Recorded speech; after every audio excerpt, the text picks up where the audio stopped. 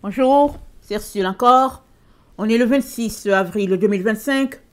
Alors, je viens sur la trompette aujourd'hui encore et je viens proclamer le retour de notre Seigneur Jésus-Christ. Amen. Alléluia, soyons tous bénis, soyons remplis, amen, de sa joie.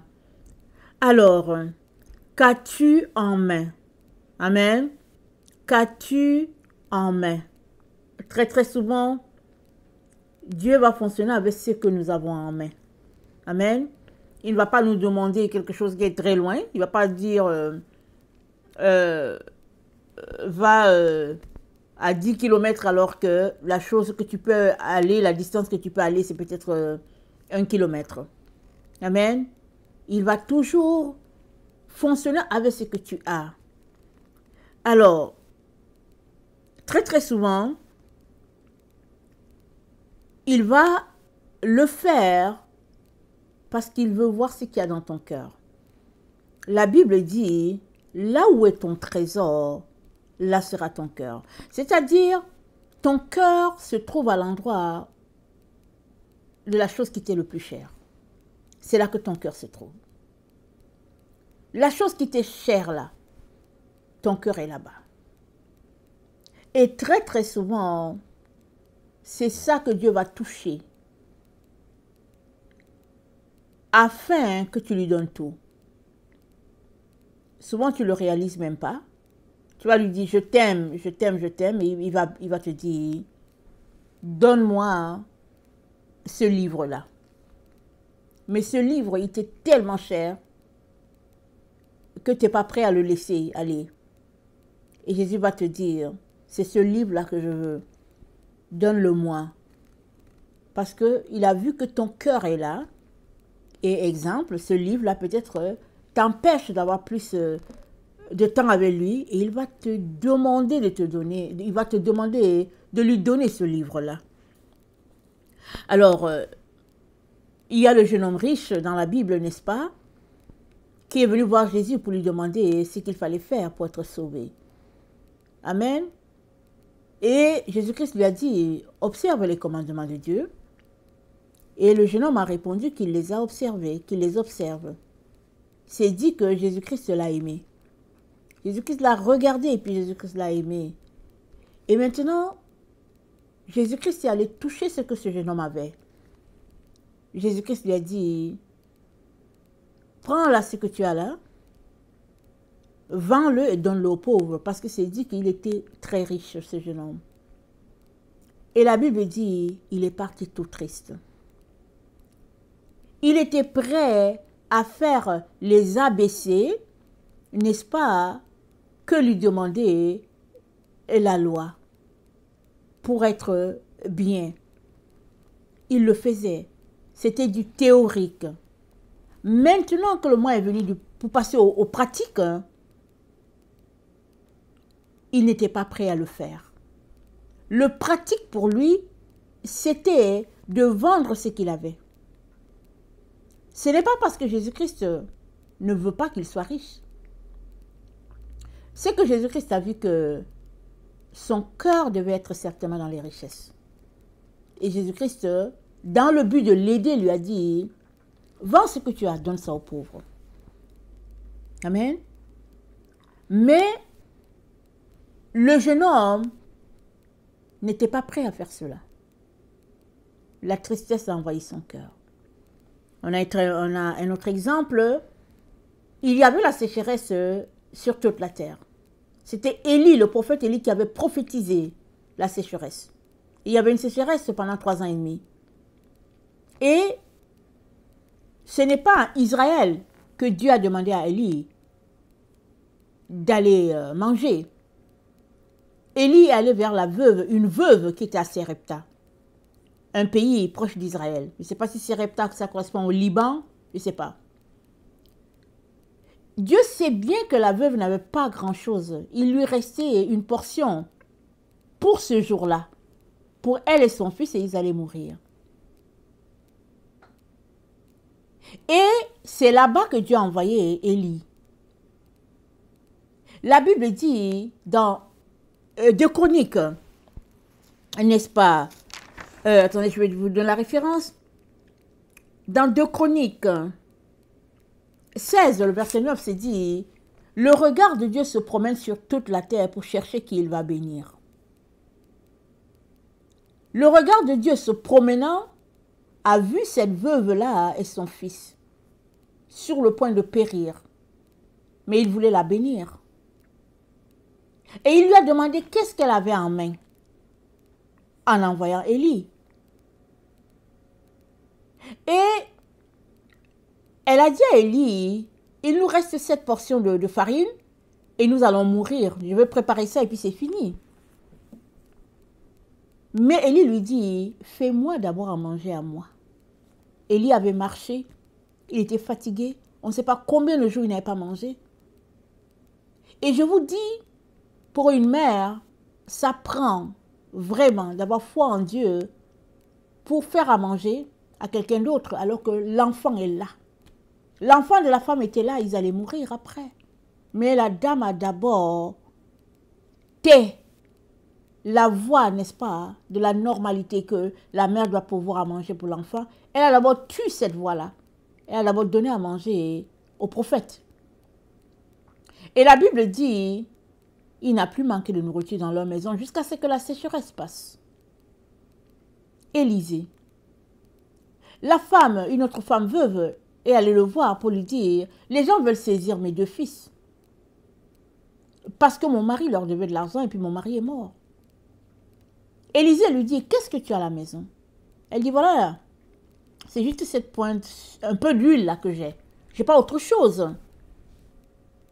Élisée lui dit, allez, va chez tes voisins, demande des bocaux. Demande autant que tu peux demander. Elle est allée à toutes les portes. Elle a eu ce qu'elle a eu comme bocal, comme différents bocaux. Élie lui a dit, vas-y, commence à remplir. Et elle s'est mise à remplir. Et l'huile n'arrêtait pas. Elle a rempli, elle a dit à l'enfant encore, il n'y avait plus de bidon. L'huile s'est arrêtée de couler. Et Élisée lui a dit, va vendre, n'est-ce pas, cette huile-là, paye les créanciers, et maintenant le reste vit avec, pour ton fils et toi. Il a demandé, qu'est-ce que tu as en main? Quand on regarde ces situations-là, on se demande, pourquoi est-ce que Dieu n'a pas fonctionné comme dans le temps d'Israël dans le désert? Quand Israël était dans le désert, il n'y avait rien. Il n'y avait rien dans le désert pour qu'ils puissent manger. Ils ont crié à Dieu. Dieu ne leur a pas demandé qu'est-ce que vous avez en main. Parce qu'ils sont sortis de l'Égypte avec beaucoup de biens. Ils sont sortis avec leurs animaux. Ils sont sortis avec des bijoux en argent, en or. Dieu ne leur a pas demandé qu'est-ce que vous avez en main. Dieu a envoyé la manne et puis la caille, et puis les cailles. Et Israël se nourrissait ainsi à tous les jours. Ils devaient croire que Dieu allait pourvoir à chaque jour pour leur portion journalière. Et c'est comme ça que Dieu fonctionne. Il n'a pas changé sa manière de fonctionner. S'il vient te demander qu'est-ce que tu as en main, c'est parce qu'il veut te montrer ton cœur au fait. Souvent, on ne connaît pas notre cœur. On a une impression souvent de connaître notre cœur, de se connaître, souvent on ne le connaît pas. Dieu est tellement bon qu'il dit, qu'est-ce que tu as en main? Alors Jésus-Christ est sur la terre et allé dans le temple avec ses disciples. Et la Bible nous dit qu'il y a une pauvre femme qui est arrivée, elle a mis 2 sous. C'est tout ce qu'elle avait. Enseignant ses disciples, Jésus-Christ a dit, cette femme-là, elle a mis plus que tous les autres. Parce que les autres ont mis de leur superflu, elle a mis de son nécessaire. C'est ce qu'elle avait pour vivre. Elle a pris ça, elle a donné ça à Dieu. C'était l'expression de son amour pour son Dieu. Et c'est dit que cette parole sera prêchée sur toute la terre. Ce qu'elle a fait, ça sera enseigné sur toute la terre. Alors, notre Dieu, aujourd'hui encore, fonctionne de la même manière. Souvent, aimerais, n'est-ce pas, avoir juste une petite voiture, juste une petite, parce que ta vie est pénible. C'est compliqué de prendre le bus. Et tu économises ton argent pour acheter la voiture. Au moment où ton argent est atteint, que tu es prêt à acheter la voiture, Dieu va te dire, qu'est-ce que tu as en main? Tu dis, exemple, j'ai 7 000 $ pour acheter ma voiture. Il va dire, prends ça, donne ça à Isabelle. Tu dis, mais Seigneur, il dit, donne à Isabelle. Tu dis, Seigneur, j'ai besoin de voiture. Il dit, donne ça à Isabelle. Parce qu'il veut toujours voir l'expression de ton amour, de ton cœur. Et souvent, peut-être que Isabelle a plus de besoins que toi. Mais es-tu capable d'avoir foi en Dieu, de croire qu'il est capable de pourvoir à tes besoins, quand bien même tu ne vois rien à l'horizon? Amen. Et je vais m'arrêter ici sur l'histoire de la femme, n'est-ce pas, qui est arrivée chez Simon. Simon a invité Jésus, c'était un pharisien, ou bien, en tout cas, voilà, c'était un pharisien, ou bien un homme d'une certaine classe sociale. Ça se trouve dans l'histoire de Luc 7, à partir du verset 36. Il a invité Jésus à venir, mais il y a aussi une femme qui était de mauvaise vie, qui aussi a vu que Simon a invité Jésus, elle aussi, elle s'est amenée. Est-ce que c'est la femme qui a été conduite parce que ayant été trouvée dans une situation d'adultère? Je ne sais pas si c'est elle. Mais toujours est-il que la femme est venue aussi, elle est entrée. Jésus était là, elle est aussi venue. Et elle a commencé à pleurer, là où Jésus était. Elle a commencé à mouiller les pieds de Jésus de ses larmes. Et puis elle a ouvert son parfum, et puis elle a oint le Seigneur. Et Simon, qui avait invité Jésus, a trouvé cela dégoûtant. Parce qu'il a dit, si Jésus-Christ était vraiment un homme de Dieu, là, il allait savoir qui est cette femme. Mais Jésus-Christ connaissait la pensée. Il a dit, Simon, de 2 personnes, n'est-ce pas, qui avaient une dette, il y a l'un qui devait beaucoup et l'autre devait peu. Il dit, mais le roi leur a remis tous leurs dettes.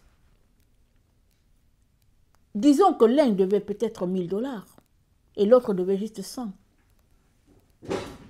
Le roi a remis à chacun ce qu'il leur devait, ce qu'il devait au roi. 100 pour l'un, 1000 pour l'autre. Et Jésus-Christ demande à Simon, des deux, quelle est la personne qui aimerait le plus? Il dit évidemment celui-là à qui on a remis 1 000 $. Et Jésus-Christ dit, c'est la même situation. Beaucoup de péchés lui a été remis. C'est-à-dire a été effacé. Sa dette a été effacée. C'est-à-dire que ce qu'elle devait était tel que Dieu a effacé. Pour toi aussi, Simon, ça a été effacé. Mais, comme tu n'as pas beaucoup de péchés, tu n'arrives pas à réaliser combien cette femme, n'est-ce pas, pleure. Mais pourquoi pleure-t-elle? Elle pleure de reconnaissance. Parce que sa panoplie de péchés, c'était beaucoup. Elle en avait beaucoup. C'est comme ça qu'elle s'est qualifiée. Elle a vu que ce qu'elle devait était trop, qu'elle ne méritait pas. C'est que Rabbi Jésus avait fait pour elle. Alors elle est venue pleurer. Mais Jésus savait pourquoi elle pleurait. Elle pleurait de reconnaissance. Elle pleurait parce qu'elle savait que là où elle est là, il n'y a personne qui peut la faire sortir de là, si ce n'est Jésus-Christ et sa bonté. Voilà pourquoi ce qu'elle avait en main, elle a apporté. Elle n'avait rien d'autre. Et c'est dit que dans Israël, les jeunes filles, n'est-ce pas, gardent toujours un parfum pour le jour où elles vont se marier avec espoir. Et souvent, ces parfums sont d'un très grand prix. Souvent, ils qualifient ça que ces parfums, si on les vend, les gens disent, ils parlent de centaines, de milliers de dollars. Et cette femme, elle avait un parfum qu'elle avait gardé. Peut-être espérait-elle se marier un jour. Mais finalement, ayant été délivrée par Jésus-Christ, n'est-ce pas, elle n'a pas trouvé autre chose de plus de valeur. Elle n'a pas trouvé autre chose de plus grand que ce qui lui a été donné, ce qui lui a été redonné. Elle est allée pleurer devant Jésus. Elle est allée le oindre. Et qu'est-ce que Jésus-Christ a dit? Elle a reçu 2 cadeaux ce jour-là.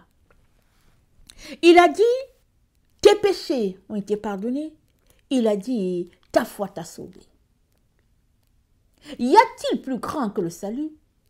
Y a-t-il plus grand que tes péchés te soient pardonnés? Il n'y en a pas. La Bible dit, heureux celui à qui l'Éternel n'impute pas l'iniquité.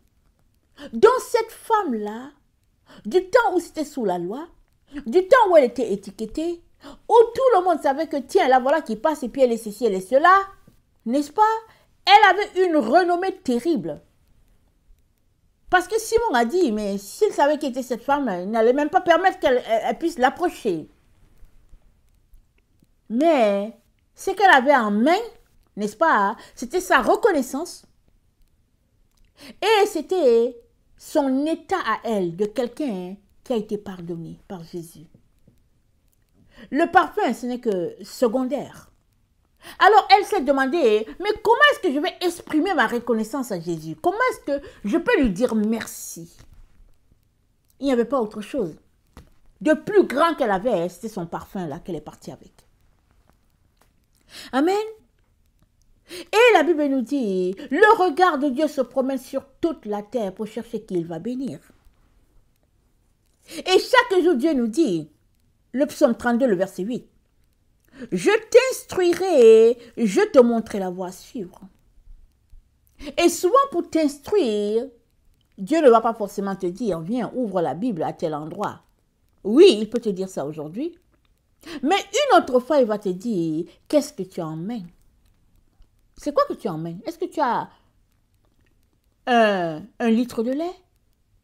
Est-ce que tu as un bol de riz? Mais qu'est-ce que tu as en main que tu peux me donner? Et il est là et il va attendre pour voir qu'est-ce que tu vas lui donner. Parce qu'il veut te bénir. Mais avant de te bénir, il aimerait que toi-même tu réalises quel est l'état de ton cœur.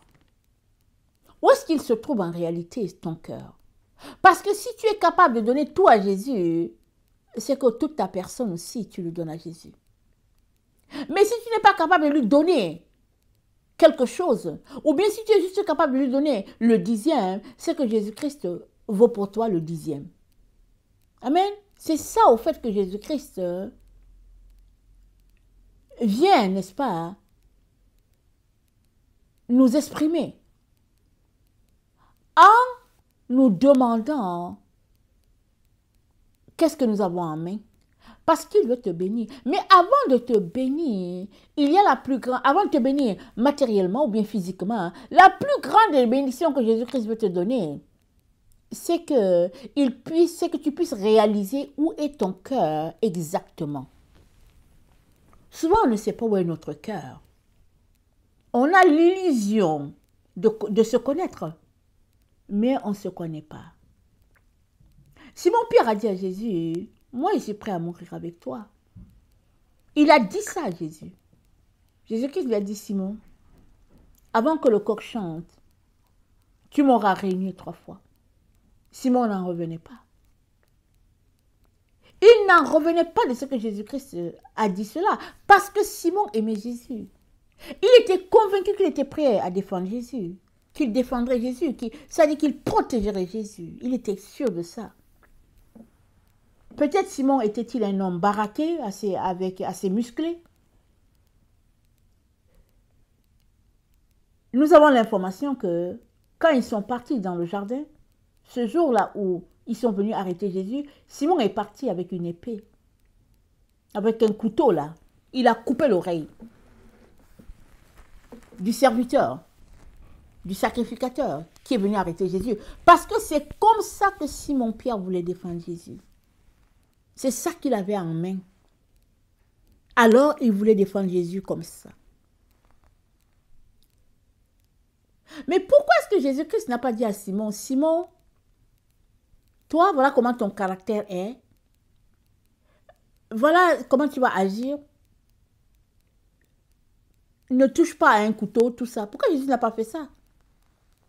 Jésus-Christ a dit, ok, qu'est-ce que vous avez en main? Simon a dit, voici le couteau. Jésus-Christ a dit, ça suffit. C'est suffisant, allons-y. Allez-y lire dans l'évangile de Jean.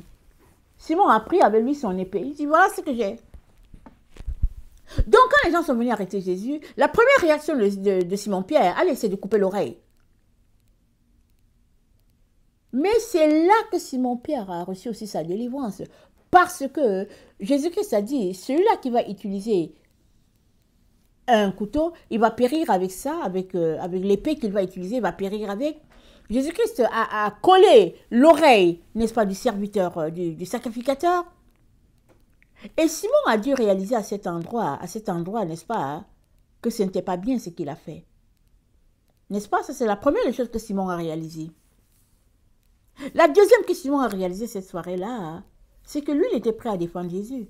Mais voici que Jésus-Christ était devant, n'est-ce pas, Pilate. On l'a interrogé, on ridiculisait Jésus, on le frappait, et les gens ont demandé à Simon, mais est-ce que tu n'es pas aussi de ce groupe-là? Simon a dit, je ne connais pas cet homme. C'est là où le cœur de Simon-Pierre était. Son cœur était là. 3 fois, pas une fois, pas 2 fois, 3 fois. Simon a dit, je ne le connais pas. Le cœur de Simon était là. Mais Jésus-Christ voulait bénir Simon pour que Simon sache où est son cœur. Et la Bible dit, Jésus-Christ s'est tourné pour regarder Simon.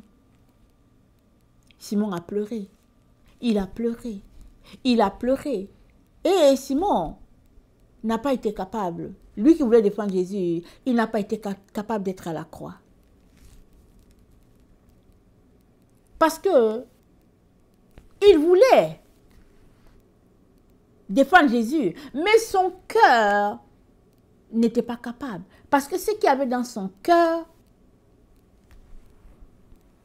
c'était tout simplement que Simon ne savait pas ce qu'il avait. Il était incapable de se tenir devant les gens pour dire, je suis avec lui. Je suis avec cet homme-là. Alors, Simon a eu le temps, n'est-ce pas, de grandir, de réaliser l'état dans lequel il était. Parce que on est en apprentissage avec notre Seigneur. On grandit tous avec notre Seigneur. C'est pas parce qu'aujourd'hui tu as un problème, n'est-ce pas, que demain ton problème sera encore là. Le Seigneur n'aimerait pas que tu te regardes à travers ton problème, mais que tu te regardes à travers de comment Dieu te voit. Il n'aimerait pas que tu te regardes à travers ce que tu as en main. Mais il faudrait que tu te regardes comme Dieu te voit. Alors si ce que tu as en main, c'est quelque chose qui te limite, n'est-ce pas? Comme le jeune homme riche, ne te limite pas par ta richesse. Laisse aller. Fais ce que Jésus-Christ te demande. Parce que tu ne sais pas comment il va multiplier. Tu ne sais pas pourquoi Jésus-Christ décide de te dépouiller. Tu ne sais pas pourquoi Jésus-Christ vient prendre entre tes mains pour remettre ça de l'autre côté. Tu ne sais pas. De l'autre côté, ils en ont peut-être plus besoin que toi. C'est une possibilité. Ou bien, c'est que là où tu es avec ça, ça te dérange. Ça nuit au travail que Dieu aimerait faire avec toi. Alors Dieu te dit, mets ça de côté. Amen. Dieu te dit, mets ça de côté. Alors, soit tu obéis et tu t'arrêtes dans ce que Jésus-Christ te dit et tu réalises où se trouve l'état de ton cœur, soit tu désobéis. Soit tu refuses d'aller dans le sens de Jésus comme ce jeune homme riche. Et voici que Jésus-Christ est venu pour te bénir. Et tu as tout simplement décliné parce que ton cœur n'était pas en réalité à là où tu pensais qu'il devait être. Alors, il est important, n'est-ce pas, que tu saches que ton erreur ou bien ton refus d'aller dans le sens de Jésus, il est important que tu saches que ce n'est pas une fin. Comme ce jeune homme riche, Jésus-Christ lui a dit, va vendre ce que tu as et donne-le aux pauvres. Il est parti tout triste. On ne sait pas comment sa vie a évolué après. Amen, on ne sait pas. Est-ce qu'après, quand il a entendu que Jésus-Christ était mort sur la croix, est-ce qu'après il a donné sa vie, il a donné ses biens aux pauvres? On ne sait pas. L'histoire ne continue pas pour nous. On ne sait donc pas. Mais ce n'est pas la fin de sa vie. Ce n'est pas que, comme il a refusé, c'est fini. On est en train de grandir. On est en train de marcher. On est en train de maturer. Amen. Et quand Jésus-Christ te dit quelque chose, fais ceci. Si tu ne le fais pas, amen, ça te prouve à toi où se trouve ton cœur à cet endroit. Amen. Ça te montre que, au fait, tu dis que Jésus-Christ est ton maître. Mais ça te montre que, au fait, tu n'es pas prêt encore à le suivre à 100%. Ça te montre que tu devrais venir devant Jésus pour dire, Seigneur, je n'ai pas pu faire ce que tu m'as demandé. Aide-moi à le faire. Aide-moi, Seigneur, à lâcher prise. Aide-moi, Jésus, à accomplir ce que tu attends de moi. Jésus va venir t'aider. Il va venir t'aider parce qu'il ne veut que t'aider. Notre texte de Chronique, de 2 Chroniques 16, le verset 9 nous dit,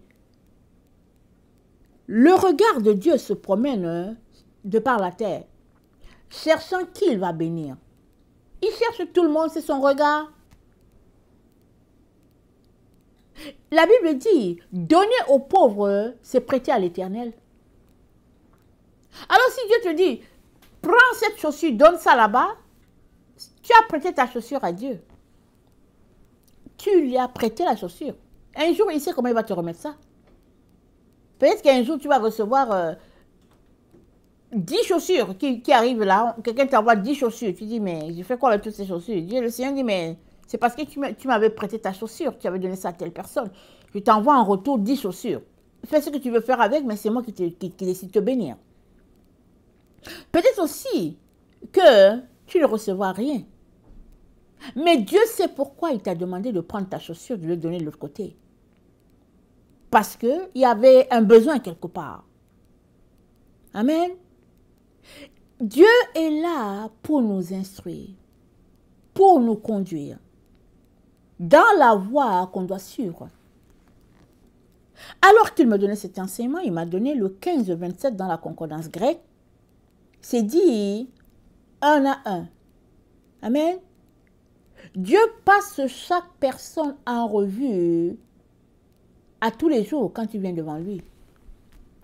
Quand bien même, toi et moi sommes enfants de Dieu, quand bien même, toi et moi sommes sauvés, amen, ta situation, elle est différente de la mienne. Dieu, c'est le juste juge. Donc, il va traiter mon dossier en fonction de sa justice. Il va traiter ton dossier en fonction de sa justice. Et à la fin, le juste juge aura donné une sentence, mais ça sera en fonction de sa justice à lui. Amen. Parce qu'il a pris ta situation, il t'a conseillé, il t'a instruit selon la situation que tu traverses. Parce qu'il connaît tout le chemin global. Amen. Et dans le 1, 0, 0, 6, dans la concordance grecque, c'est dit, Dieu est le bon berger de chacun. Dieu, quand bien même on est sans, n'est-ce pas, dans l'enclos du Seigneur, dans sa bergerie, il va prendre chaque personne, chaque brebis, et il va traiter chaque personne, n'est-ce pas, selon son amour, répondant aux besoins de la personne, n'est-ce pas, différent de l'autre personne, parce qu'il est le bon berger. Il prend soin de chacun de ses brebis. Et rien ne va te manquer. N'est-ce pas? À la fin, tu auras tout ce qu'il te faut. À la fin, tu seras satisfait. Et Dieu te dit, donne-moi ton cœur. Ne retiens pas. Et la seule manière pour toi ou moi de donner notre cœur à Dieu, c'est d'entendre le battement du cœur de Dieu. C'est la seule manière. Parce que si tu n'entends pas le battement du cœur de Dieu, Dieu peut te dire, n'est-ce pas, qu'est-ce que tu as en main? Et tu vas dire, je n'ai rien, alors que tu as quelque chose.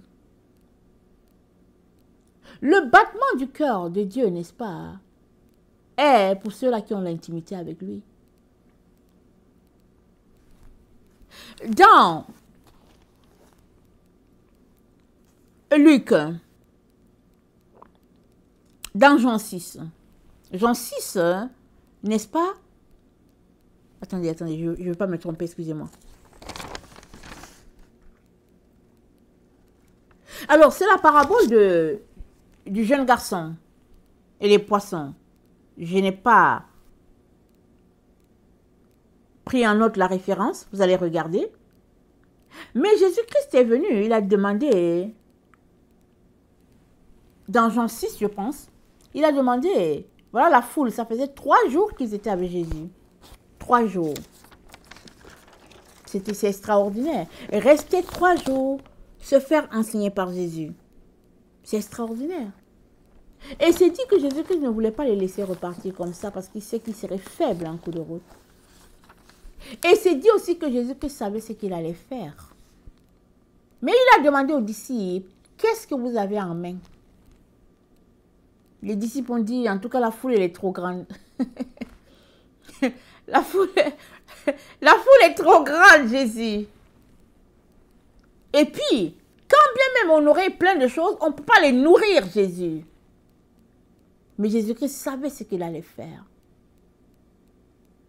Pourquoi est-ce que Jésus-Christ n'a pas fait comme dans le désert, où il a envoyé la manne, où il a envoyé la caille? Pourquoi est-ce qu'il n'a pas dit, ok, asseyez-vous, manne, descendez, et puis tout ça? Pourquoi il n'a pas fait ça? Jésus-Christ a demandé, qu'est-ce que vous avez en main? Et les disciples ont regardé, ils ont vu un jeune garçon là qui avait 5 pains et 2 poissons. Le petit garçon pouvait dire, je ne donne pas ma nourriture. Il pouvait dire non. Le petit garçon pourrait se mettre à pleurer pour dire que non, c'est la nourriture que ma mère m'a donnée.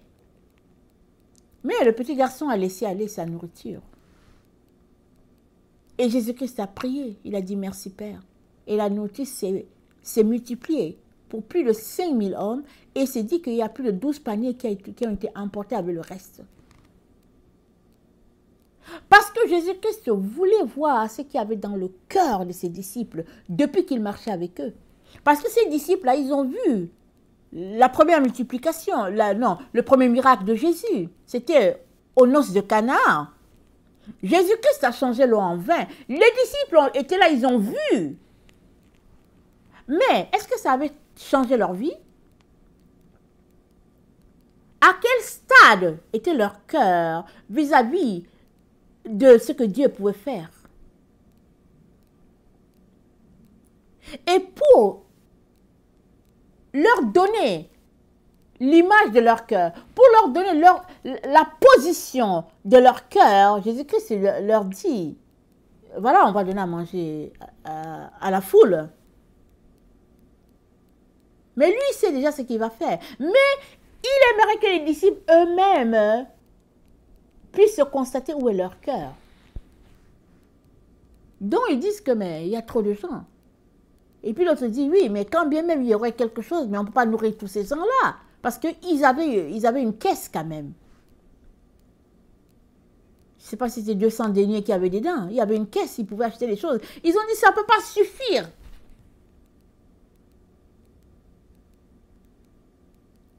Ayant pris la position de leur cœur, devant le miracle de Jésus, les disciples ont dû voir, tiens, certainement c'est le Fils de Dieu. Certainement, Seigneur, augmente notre foi. Et c'est comme ça que Dieu fonctionne jusqu'aujourd'hui. Je ne sais pas qu'est-ce que tu as en main. Je ne sais pas quel est l'état de ta détresse dans ta situation.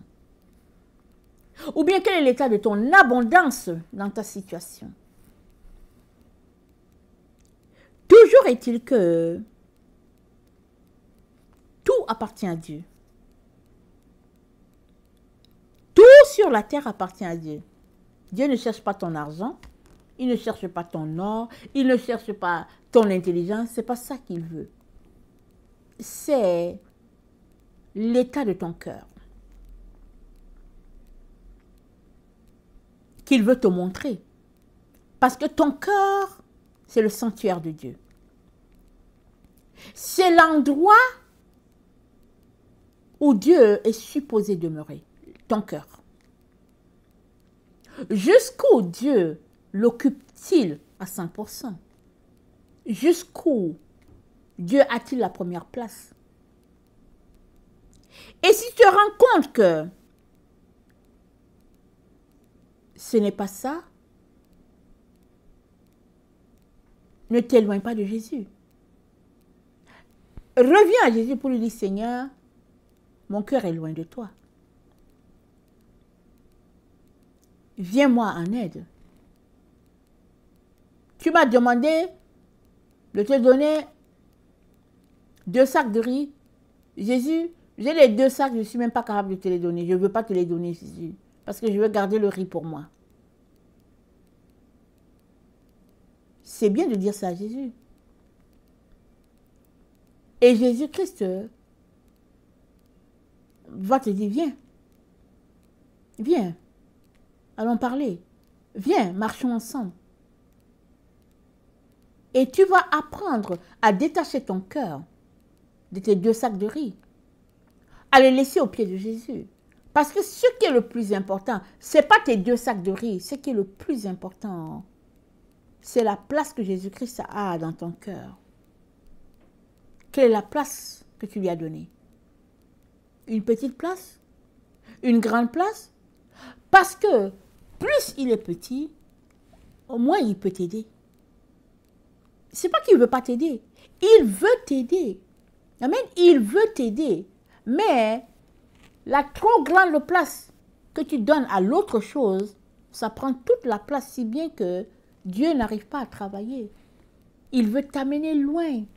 Il veut t'aider à dépasser tes problèmes. Il veut t'aider, n'est-ce pas, à atteindre l'endroit qu'il a prévu pour toi en t'envoyant sur la terre. Il veut t'aider.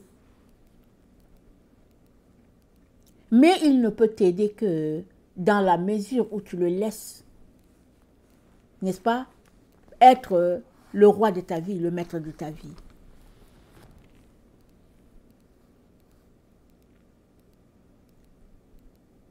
Il est très important que dans le temps là où nous sommes, nous puissions laisser Dieu, n'est-ce pas, au contrôle de nos vies. Il est très important. Peu importe la position spirituelle où tu es avec Jésus, tu as besoin chaque jour de te lever pour dire, Jésus, prends toute la place aujourd'hui encore. Parce que si hier, tu as donné toute la place à Jésus, aujourd'hui, il n'y a pas de garantie. Aujourd'hui encore, tu dois lâcher prise. Laisser toute la place à Jésus. Demain encore, tu dois lâcher prise. Laisser toute la place à Jésus. Et ainsi, Jésus-Christ peut t'aider, n'est-ce pas, à aller de l'avant. Tu ne ne verras pas physiquement, mais le Saint-Esprit, l'autre consolateur, est là dans ton cœur. Il va te parler. Il va te présenter, n'est-ce pas, ce qui bloque. Et il va t'amener à réaliser que tu as besoin de plus de Dieu dans ta vie. Tu as besoin de laisser les autres choses. Laisser aller les autres choses. Pour que Jésus-Christ soit pleinement en toi à 100%.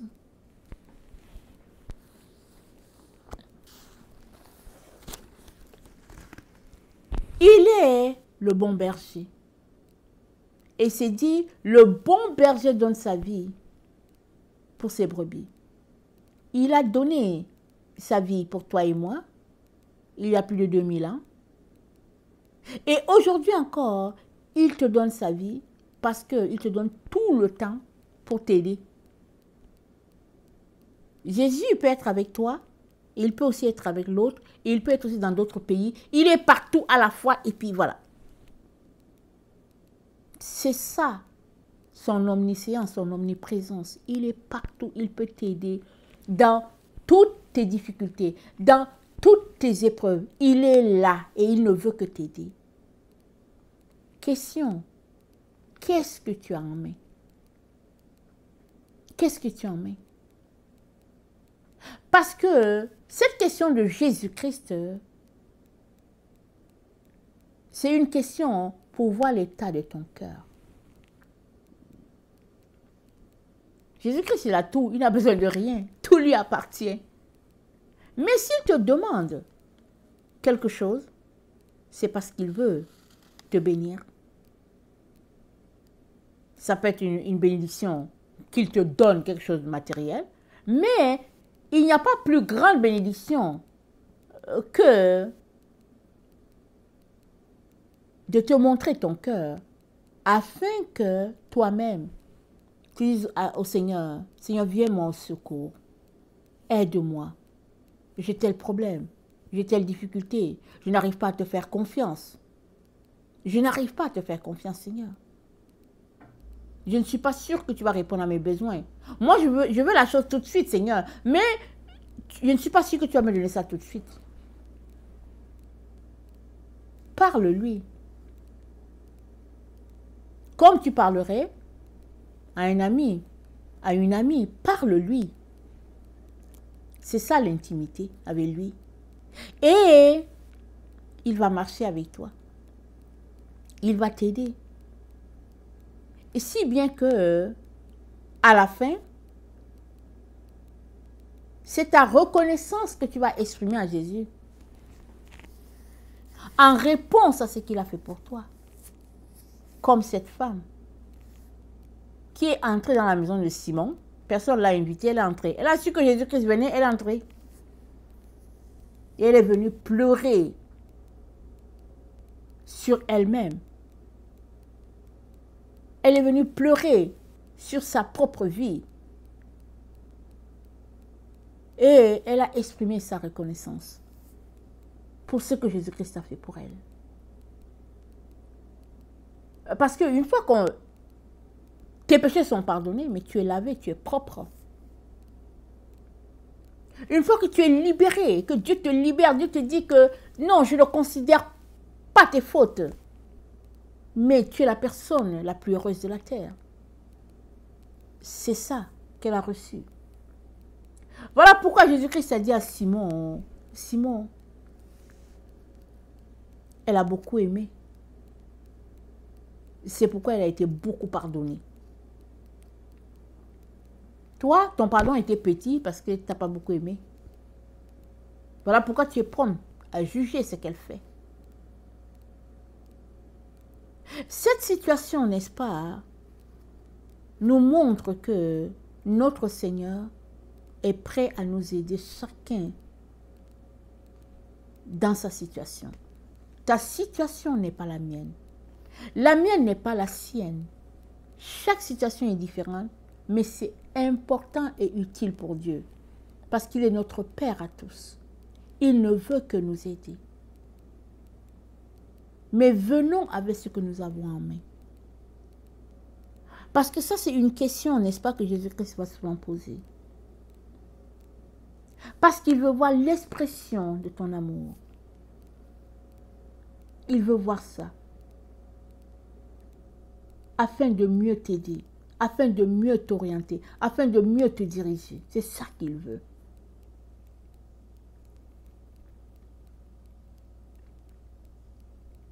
Seigneur Jésus, je viens te prier pour chacun, Seigneur, de tes enfants, afin que tu nous donnes, Jésus, de voir les choses autrement. Et de ne pas te voir comme quelqu'un qui nous écrase ou bien qui vient arracher des choses entre nos mains, mais tu te vois comme quelqu'un qui veut nous bénir et nous donner de toi-même, beaucoup plus que ce que nous avons. Aide-nous à lâcher nos cœurs de toutes ces choses, Seigneur, passagères, légères de la vie. Et de nous donner, Seigneur, de pouvoir te mettre en priorité, en hauteur. Jésus, toi qui es si bon, toi qui es si merveilleux, viens changer notre perception de la vie avec toi. Viens nous faire sortir de notre religion, de nos idées préconçues. Donne-nous, Seigneur, de t'aimer comme cela, Seigneur, devrait être. Éloigne de nous, Seigneur, toutes ces choses qui distraient et donne-nous de te mettre dans ton sanctuaire, dans notre cœur. Que ton nom soit béni, au nom puissant, du nom qui est au-dessus de tous les noms. Amen. Alléluia. Amen.